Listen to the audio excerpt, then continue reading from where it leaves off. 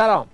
جدیدترین ورژن امدادرسانی آیت الله BBC برای علی خامنه در ایام اخیر این بار با به خدمت گرفتن یک مهره شاه پرست و یک خبرمال نگار از آیت الله BBC.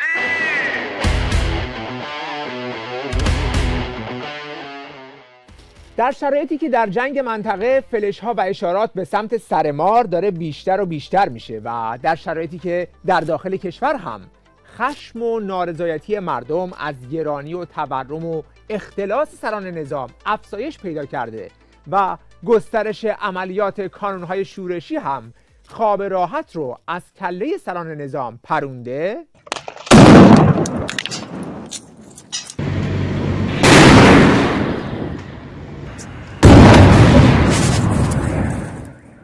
آیت الله BBC سری گوله کرد بابو بابو بابو اومد تا با یک گزارش بی وقت و بی قافیه 2 ماه بعد از سخنرانی آقای پومپئو در اوبرسورواز روی این موضوع یه برنامه کار کنه و به این ترتیب خامنه‌ای رو در زیر این همه فشار با یه شوک مصنوعی چند دقیقه سر حال بیاره و ریش خامنه رو آرایش کنه. مایک پومپئو وزیر خارجه آمریکا در دوران ترامپ 1 ماه پیش در دیدار با مریم رجوی و جمعی از اعضای گروه مجاهدین خلق سخنرانی کرده. در بخشی از صحبتاش که در روزهای اخیر مورد توجه کاربران شبکه‌های اجتماعی قرار گرفته، آقای پومپئو میگه معترضان در ایران نشان دادند که خواهان بازگشت سلطنت نیستند. به صدای مردم ایران گوش دهید. آنها در 28 شهر از تمام استان‌های 31 گانه ایران، بله 28 شهر یا 280 شهر، in over 280 cities across all 31 provinces of Iran. BBC درست ترجمه کن. آنها در 28 شهر از تمام استان‌های 31 گانه ایران گفتند که حکومت مذهبی حاکم را نمی‌خواهند و نشان دادند که آخوندها قرار نیست همیشه بمانند. همانطور که قبلا گفتم، ایران هرگز به دیکتاتوری شاه بر نمی‌گردد و به حکومت مذهبی فعلی هم رضایت نمی‌دهد. بقایای پادشاهی سابق در جریان اعتراضهای سال گذشته نتوانست هیچ حمایت موثری جلب کند. حامیان پادشاهی وقتی بر همکاری با سپاه تاکید کردند، ماهیت خودشان را نشان دادند. ایران به چیزی نیاز دارد که شبیه حاضران در این سالن باشد، کسانی که آزادی را برای همه می‌خواهند، شکلی از حکومت که اراده مردم را بازتاب دهد. بله، BBC اول اینو پخش میکنه، بعد یکی از خبرمال نگارای مزدبگیر خودش به نام بهمن کلباسی رو روی خط میاره که مثلا نظر بده. در مورد میزان محبوبیت بهمن کلباسی فقط کافیه که شما اسمش رو یک بار تو شبکه ایکس سرچ بزنید تا با یک دیکشنری فحش جدید آشنا بشید. ببین بابا آقای کلباسی، شما سپاه پاسداران به عنوان جناح تروریستی به رسمیت میشناسید یا نه؟ آره. نه بذار شرم بده.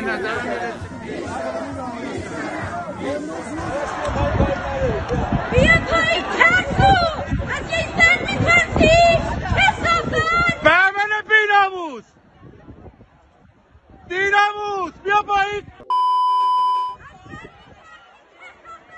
بیا پایین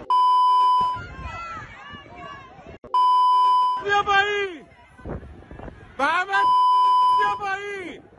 حالا این آقای بهمن محبوب دلها رو آورده بودن تا اثرات سخنرانی پومپئو در حمایت از مقاومت ایران رو مثلا از بین ببره. بهمن کلباسی از نیویورک به ما پیوسته. بهمن، این بار اول نیست که مقام‌های آمریکایی چه از حزب جمهوری‌خواه و گاهی هم از حزب دموکرات میرن و در جمع نشست‌های سازمان مجاهدین خلق صحبت میکنن. هدفشون از این سخنرانی‌ها در اونجا چه است؟ باید در نظر گرفت که در این نزدیک 20 سالی که مجاهدین خلق این کمپین دعوت از مقام‌های پیشین آمریکایی و اروپایی رو به راه انداخته که جمعشون سخنرانی بکنن و نشان بدهند که اونها از این گروه حمایت میکنن، صدها هزار دلار هزینه کرده. در نتیجه انگیزه مالی رو باید در نظر گرفت. هیچ یک از این سخنرانی ها، البته نگیم هیچ یک، ولی بتونیم بگیم با قاطعیت قریب به اتفاق این سخنرانی ها پرداخت شده، هزینه‌اش حق و سخنرانی دادند. در سالهایی که برای خارج کردن مجاهدین خلق از لیست گروه‌های تروریستی وزارت خارجه تلاش می‌کردند، اون زمان ما یه تعدادی از این اعداد و ارقام رو درآوردیم، حدود 20,000 دلار گاه 30,000 دلار، بسته به اینکه اون فرد، اون سیاستمدار چقدر در آمریکا نفوذ داره و شناخته شده است، برای 10 دقیقه سخنرانی 20 دقیقه سخنرانی پرداخت میکردن. به طور اتفاقی عین همین جملات آخوندپسند خبرنگار BBC رو رسانه‌های رژیم هم همزمان با BBC منتشر کردند. مدیونید اگه فکر کنید که این دوتا از قبل با هم هماهنگ کردن. منبع درآمد بیشتر سیاستمداران آمریکایی از طریق حضور در محافل و کنفرانس‌های ضد ایرانی است. لذا متناسب با مبالغی که به آنها پرداخت می شود یک سری موضوعات را مطرح می کنند. فؤاد ایزدی با بیان اینکه مبالغ پرداختی از سوی سازمان‌های نظیر مجاهدین به تناسب جایگاه سیاسی و تأثیر افراد در ساختار قدرت متفاوت است گفت تعدادی از مقامات فعلی و سابق دولت آمریکا معتقدند که گروهک مجاهدین به علت تبحر و سابقه در حوزه ترور و تروریسم برای ضربه به ایران بیشتر به درد آنها می‌خورد. حالا برای اینکه این کار هماهنگ علیه مجاهدین تکمیل بشه، یه نخودی شاهپرست از مدل نخود هر آش هم آورده بودن تو برنامه تا اونم این روزه نخنمای پول گرفتن رو توتیوار تکرار کنه. سیاستمداران وقتی که دوره خدمتشون تموم میشه در حقیقت بیکار میشن و دنبال منابع درآمدن. یکی از منابع درآمد سیاستمداران در دوران بیکاری همین سخنرانی هاست. مایک پنس در جون 2022 در جمع مجاهدین سخنرانی کرد و در ازای اون $190,000 دریافت کرد. این در سخنرانی آقای پومپئو هم باید جزء همین سخنرانی‌های سفارشی در ازای پول بدیم. و همه این مهملات شاه و شیخ و BBC رو که سرجم کنیم دارن زور میزنن بگن که آقا اصلا هیچ اتفاقی نیفتاده، بسیجای نظام نترسن، شاه پرستام نترسن، کسی فکر نکنه خدایی نکرده مجاهدین دارن پیشروی میکنن ها. این حرفا همش به خاطر پوله. آره 100,000 تا دادن به پومپئو 10 دقیقه صحبت کنه. حالا این ششمین باره، یعنی مثلا 600,000 تا برای پومپئو دادن. معاون رئیس جمهور آمریکا هم که گفت 190,000 تا، اونم روندش کنیم 200,000 تا، اونم چون 3 بار اومده یعنی 600,000 تا برای اون. آی ماشین حساب بده آقا. پس راستی نخست وزیر سابق انگلیس اونم 100,000 تا حساب کن براش، برو بالا. یا امام غریب 120 تا رئیس جمهور و نخست وزیر، اینا مگر به قول اینا هر کدوم 100,000 تا گرفته باشن؟ برو بالا برو بالا برو بالا حساب کن تو. جان چی؟ 220 تا نماینده کنگره آمریکا، اونم یکی 100,000 تا حساب کن. ماشاءالله برو بالا. چقدر دیگه؟ 3600 نماینده از 34 کشور جهان. ببخشید دیگه ماشین حساب من جا نداره. بعد 75 تا برندگان نوبل هست، 1000 تا شخصیت زن. جان 350 تا پای همین بیانیه اخیر سر رئیسی دوباره 350 تا امضا کردن. بعد آخه یه جلسه و 2 جلسه که نیست، طی سال 20 تا 30 تا از این جلسات دارن مجاهدین. حالا جدیدن گفتن که توی داخل کشور هم هر کی علیه نظام کاری کرده اونم از مجاهدین پول گرفته. ببین میدونی این چقدر پوله؟ خدا دلار پول میشه. تو اگه اینقدر ثروت داشتیم میرفتی 2 تا کشور میخریدی. به بعضیا باید گفت قبل از مهمل بافتن اول مطمئن شو که ارتباط مغز و زبانت برقراره، بعد در چاهو باز کن. آخه قبل از اینکه عدد بدی اول یه نگاه بکن عرض و طول قضیه چقدره، چند تا شخصیت مجاهدین دارن میارن، چند تا جلسه دارن میذارن. بعد یکم این اعداد و هزینه ها رو مزه کن، ببین اصلا میشه چنین چیزی؟ آخه مجاهدین از کجا میتونن اینقدر پول بیارن؟ از کدوم دولت پول میگیرن؟ رژیم و وزارت اطلاعات و مزدوراش یه زمان میگفتن شوروی، بعد که شوروی سقوط کرد گفتن آمریکا. بعد از سقوط دولت عراق هم الان بیشتر از 20 ساله گفتن عربستان سعودی و امارات و شیوخ عرب. حالا پیدا کنید کدوم شیخ عرب که همشون هم خوب میدونن اولین مرز سرخ رژیم مجاهدین هست به مجاهدین حتی یک $1 داده باشه. اگر مزدورای سپاه و اطلاعات همین یکی رو، همین پول گرفتن مجاهدین از عربستان و امارات و این یکی یا اون یکی شیخ عرب رو بتونن ثابت کنن، همه حرفاشون درسته. و الا معلوم میشه که از بیخ نه عرب بلکه توی توبره آخوندها و خرجین وزارت اطلاعات هستن. وانگهی دولت هایی که ما میبینیم اغلب همه دنبال معامله با رژیمن. از قضا مشکل اینجاست که مجاهدین مستقلن و به هیچ دولت و اسپانسری وابسته نیستند. چون اگر وابسته بودند هر وقت که اسپانسر سیاستش تغییر میکرد باید فلنگ رو مثل اینا میبستن. شاید 31 ژانویه آخرین روز پخش شبکه من و تو باشه. به هر حال ما هم به عنوان به نام شبکه من و تو میتونیم تو دستاندازهای بیفتیم، میتونیم گرفتاری‌هایی داشته باشیم از جمله مالی تا مسائل دیگه. اون شخصی که ما رو حمایت می‌کرد، اون اسپانسر اومده گفته من 14 سال انقدر دادم هنوز چی به هیچی. چند سال دیگه چقدر دیگه باید بدم؟ تا کجا میشد با دروغ و دقل حالا داره اینجوری میشه، حالا صبر کن گولش زد یه کاری کرد 1 سال 2 سال دیگه، ولی نه اصولی بود نه واقعا چشم‌انداز روشنی پیش رو. جیر مواجب بگیر باشی آخر و عاقبتش همین بی‌آبروییه. ولی مجاهدین الان نزدیک 6 دهه است که طولانی تر از عمر هر دولتی در جهان دارن در مسیر اهدافشون یعنی دموکراسی و آزادی در ایران مبارزه میکنن. توی این سالیان در شرق و غرب عالم 10 تا دولت اومدن و رفتن ولی مجاهدین همچنان پابرجان. حالا مغز نخودی هایی که افق ذهنیشون فراتر از طول یک اسکناس نمیره جور دیگه نمیتونن صحنه رو تحلیل کنند. این حرفایی که آقای پومپئو زده بازتاب دهنده باور خودش نیست، ترجمان همون شعار به اصطلاح رسوای مجاهد نشخ نشاه که به صورت دیگه بیان شده. به آقای پومپئو پول دادن که بیا شعار نشخ نشاه بده. حالا باید آقای پومپئو بگه که در ازای این شعاری رو که داده چقدر پول گرفته. 3 دسته نفهم داریم. یکی نمیتونه بفهمه، یکی پول میگیره که نفهم بمونه، یکی هم دوست داره نفهمه. البته این یارو جزو هر ستاش میتونه قرار بگیره. ولی آخه شلغم طرف وزیر خارجه آمریکا بوده با دسترسی بالا به بریف‌های امنیتی، هنوز هم توی چشماندازش هست که در هر دولت جمهوری خواهی دوباره به دولت برگرده. حفاظتش هم الان با دولت آمریکاست. ولی با علم به همه اینها باز سفر کرده اومده این صحبت‌ها رو کرده که خودش هم میدونه این حرفا باب طبع وزارت خارجه فعلیشون نیست. اگر به این حرف باور نداشت چرا باید روی آینده و موقعیت خودش ریسک کنه آخه؟ مشخص است که بدون حساب و کتاب آقای پومپئو حرف نمیزنه. در مقایسه با دیگر کسانی که در جمع اونا میرن، کسی است که هم رئیس سازمان CIA بوده، هم وزیر خارجه بوده و دوران وزارت خارجه‌اش هم خیلی روی مسئله ایران متمرکز بوده.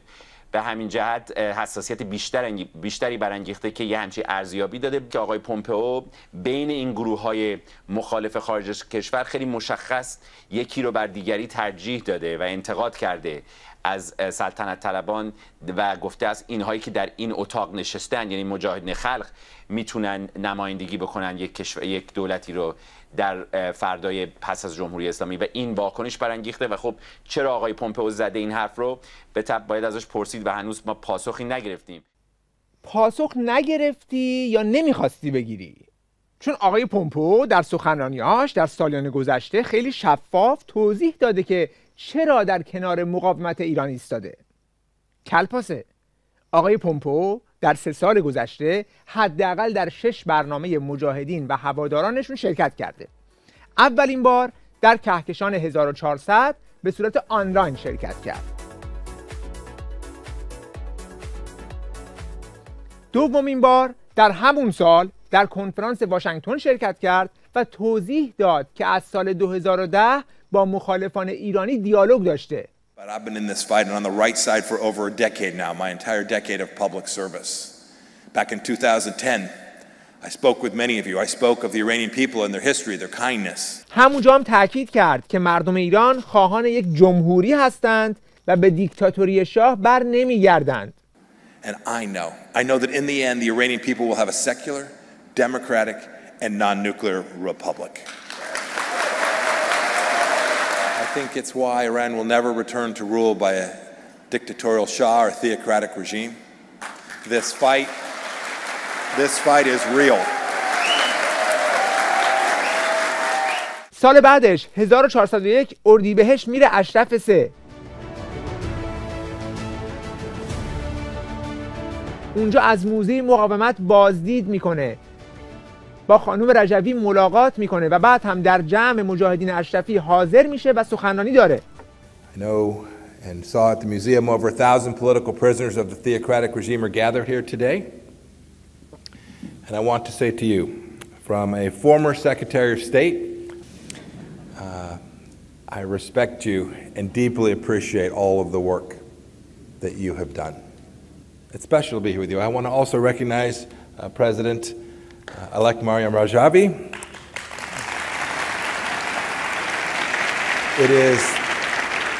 It is under her leadership that the National Council of Iran is laying the groundwork for a free, sovereign, democratic Republic of Iran. Bless you, madam.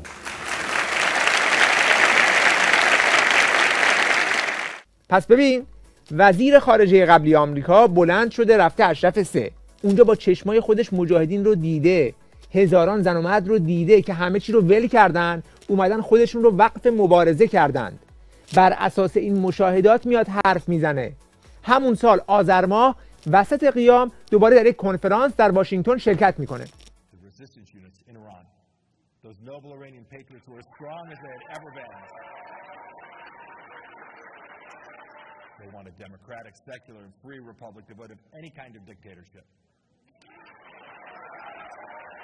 پس مجاهدین رو در اشرف 3 با چشمای خودش دیده، کانونهای شورشی مجاهدین در داخل کشور رو هم دیده و داره به اون چیزهایی که دیده اذعان میکنه. بعد سال بعد 1402 میبینه که به رغم همه موانعی که در فرانسه به منظور جلوگیری از برگزاری گرد همایی سالانه مقاومت ایجاد کردند، مجاهدین موفق شدن مراسمشون رو برگزار کنن. خب روی همین انگشت میذاره. But I can feel the love and the patriotism for Iran in the room, and it is great to be back with you all. With so many great leaders, it's wonderful to again have to be virtually only with you, Madam Rajavi. You have done work, and your leadership of the National Council of Resistance of Iran is laying the groundwork for a free, sovereign, and democratic republic in Iran. Bless you for all that you have done for the people of Iran. I also want to take just a minute to acknowledge the bravery and sacrifice of so many Iranians. I've come to know some of them who have made their way out of the country. They're the result of 40 years of organized opposition. پس ببین، آقای پومپئو بارها توضیح داده که رفته از نزدیک مشاهده کرده، با اعضای این مقاومت دیدار کرده، باهاشون حرف زده، رفته تشکیلاتشون رو دیده، مقرشون رو دیده، حتی تو خیابون‌های نیویورک هم که داره میره باز با مجاهدین مواجه شده. You all, the MEK and your supporters, have organized rallies abroad too. One such rally numbering in the thousands happened on September 19th. It took place just across the street from the United Nations, protesting Raisi's visit and in support of President Rajavi and her 10-point plan for the future of Iran. It was glorious to watch traffic stop in New York. خب ببین، تو همین صحنه هاست که قضاوت‌های تاریخی شکل میگیره. یعنی در بزنگاه‌های تاریخی یا هستی یا نیستی. وقتی نیستی دیگه نیستی دیگه. پس دیگه چه انتظاری داری؟ خب این مجاهدین الان رفتن یه همچین تشکیلاتی درست کردن، تلویزیون 24 ساعته درست کردن. نمیدونم الان یه فیلمی رو برای من یه کسی فرستاد، نمیدونم آقای شان آماده است یا نه. یک موزه‌ای درست کردن، 3000 نفر رو یه جا دارن شام و نهار و صبحونه میدن. خب آخه ما چرا عرضه هیچ کدوم از این کارا رو نداشتیم؟ ما چرا هیچ کدوم از این کارا رو نکردیم؟ ولی واقعیت دارن دیگه، وجود دارن. ما چی؟ ما اگر همین الان برای خودتون فرستادم آقای شان، تو چیز خودتونه، ما چی داریم که روی میز بذاریم؟ دو تا اتاق که بگیم آقا این 2 تا اتاق سازمان فلان حزب فلانه. پس فقط ادعا تا دلت بخواد ما دبیر کل داریم. من فکر میکنم تعداد دبیر کلای ما یه روزی از تعداد ایرانی‌ها بیشتر باشه. بله ببینید، ما همیشه دیدیم دیگه مجاهدین خلق صاحب یک نظم و یک تشکیلاتی هستن که به نظر من بایستی همه ازشون یاد بگیریم. بلکه فوششون چرا میدین؟ آقا تظاهرات میکنن تو نیویورک، 2000 تا آدم میاد کار و زندگیشون رو ول میکنن، ما نمیریم تازه اونا فوش هم میدیم. بفهمید. پس میبینید که چنین اتفاقاتی با پول رخ نمیده، بلکه باید چیزی برای ارائه داشته باشی. قبل از هر پول و ثروتی اول باید آدمشو داشته باشی، کسی که پایکار باشه، پایکار بمونه، یعنی حاضر باشه لحظه عمرش، وقتش که مهمترین سرمایه هر انسان هست رو بذاره برای مبارزه. باید مناسباتی، ظرفی یا تشکیلاتی داشته باشی که این آدما بتونن به رغم همه اختلاف نظرها با هم کار کنن. خب یه آدمی مثل پومپئو که دستش توی کاره به این چیزا توجه میکنه. کار تیمی که بخواد اپوزیسیون انجام بده بلا فاصله با شکست مواجه میشه، به خاطر اینکه بین ما فرهنگ کار تیمی واقعا هیچ وقت وجود نداشته. یعنی انگار ما اصلا فکر نمی کنیم ممکنه مثلا منافع من و آقای خلیلی و آقای همایون ممکنه با هم همپوشانی داشته باشه. حالا در یه حوزه داریم مثلا این برنامه رو تولید میکنیم، به طور عام اینطور فکر نمی کنیم. میگیم آقا من چی کار میتونم بکنم که مثلا دفعه بعد آقای همایون نباشه، من باشم آقای خلیلی باشم، بعد آقای خلیلی رو زیرابشون بزنم مثلا خودم باشم مثلا. و این عامل نابودی تمدنی. پس مهمتر از پول شما این روابط و مناسبات رو ندارید که مجاهدین دارند. آیت الله بی‌بی‌سی برای پوشاندن این موضوع یه جانور زامبی شاهپرست رو آورده تا حرفهای باب طبع شیخ و شاه رو رله کنه. مجاهدین که به نظر من یکی از گروه‌های خطرناک تروریستی، نه صرفاً اپوزیسیون جمهوری اسلامی بلکه اپوزیسیون ایران هستن و سابقه‌شون هم نشون میده اگر جمهوری اسلامی به اصطلاح نکبت غالب باشه، مجاهدین نکبت مغلوبه. این آخه اسمشون صوفیا مهره، به خاطر اینو گفته دیگه. ساواکی از این پرمهرتر و یک دستر میخواستین؟ مثل روز روشنه که BBC با این مهره شاهپرست همریش پرویز ثابتی داره مجوز میده به آخوندها که در خارج از کشور به دفاتر مجاهدین حمله کنید، همچنان که روز قبل از پخش این برنامه مزدوران اطلاعات به دفتر شورای ملی مقاومت در برلین حمله کرده بودند. و در داخل کشور هم داره مجوز میده که از مجاهدین و هوادارانشون تا میتونید اعدام کنید، چون داره میگه خطرناکن دیگه. اعدام هم که میبینیم توی این روزها افزایش پیدا کرده. یعنی مثل پرویز ثابتی و من و تو اینجا هم BBC و این مهره شاهپرست جاده صاف کن جنایت بیشتر رژیم شدند. چون توی اون برنامه پرویز ثابتی تمام حرفش همین بود که همه آزادیخواهان و انقلابیون اون زمان خرابکار و خطرناک بودند و باید همه رو سلاخی میکردیم دیگه. در حالی که درست یک روز قبل از پخش این برنامه BBC شاهد آثار شکنجه ساواک روی یکی از زندانیان مقاوم در زندان ساواک، یعنی مادر رضایی ها بودیم که حقایق زیادی رو روشن میکرد. 5 دفعه به من شلاق زدن، هر دفعه دیگه نمیدونم چقدر میزدن دیگه، واقعا طاقت فرسا. دفعه آخریش من خودم زدم به بیهوشی، اصلا تکون نخوردم. گفتم میزنی میکشه دیگه، چی هر کاری بخواد بکنم. بعد دیگه دست من یه سیگار روشن که زد به دستم که من زنده میمردم دیگه. من تکون نخوردم بازم. بعد دیگه من بازم کردم. درود. بعد از چند سال عزیز؟ 50 سال؟ 54 سال. آره دیگه 48 50 سال. ایناش نگاه کنیم خیلی اصلا الان یواش یواش آثارش این یکی کمتر می‌زدم. نه عزیز آقا هنوز اصلا زخمه هست. آره. سفتم هست، یعنی مشخصه. پا من انقدر شده بود، بعد اون وسطم انقدر سراخ. و چه بسیار شاهدان زنده دیگری از اون زمان که هنوز هستند و از حقیقت پرده برمی‌دارند. برجسته ترین و باهوشترین و مستعدترین با استعدادترین جوانان ایران در سالهای 40 جوانانی بودند که جذب این گروه‌های سیاسی می‌شدند، گروه‌های مطالعاتی می‌شدند و خود من شاهد بودم. مثلا کسی مثل آقای مسعود رجبی با من هم کلاس بود در دانشکده حقوق. ایشون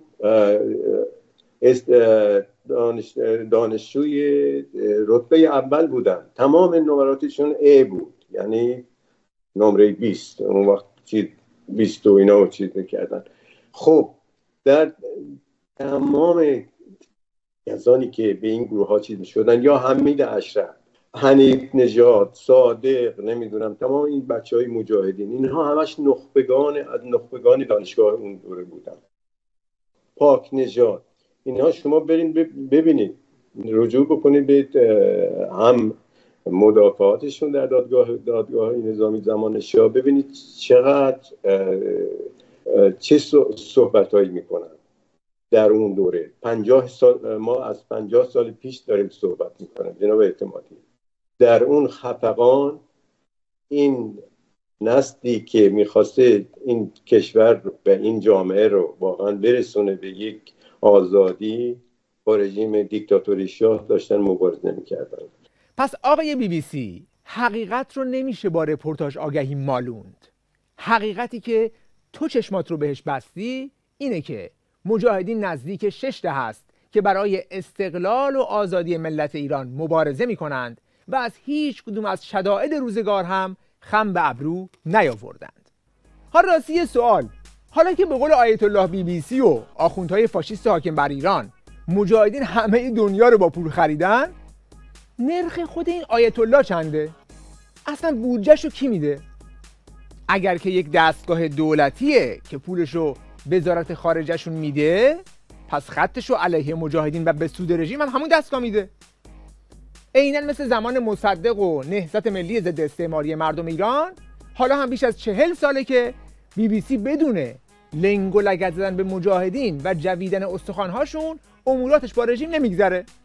چه خوب بود اگر یک بارم که شده آیت الله و آیت الله زاده کلپاسه برای بیننده هاشون روشن میکردن که پول و خط کارشون از کجا میاد و دلیل پدرکشتگیشون با مجاهدین و دشمنی و کینه و سانسوری که بهرش به جیب آخوندها میریزه چیه. وقت بخیر و خدا نگهدار.